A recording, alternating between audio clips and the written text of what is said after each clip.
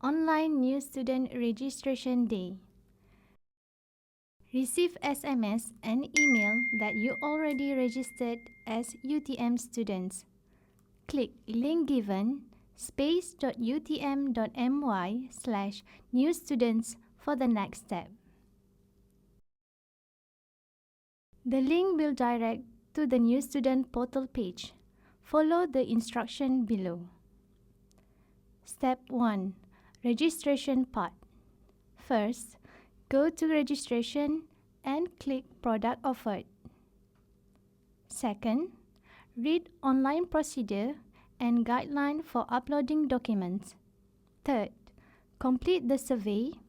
This is compulsory for all students. Step 2. Orientation part. First, go to orientation and click product offered.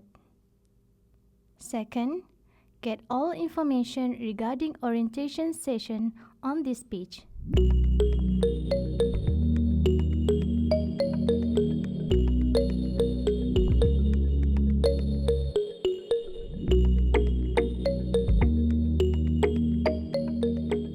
Step 3. Teaching and learning part. First, go to teaching and learning and click product offered. Second, get all information regarding academic for new students.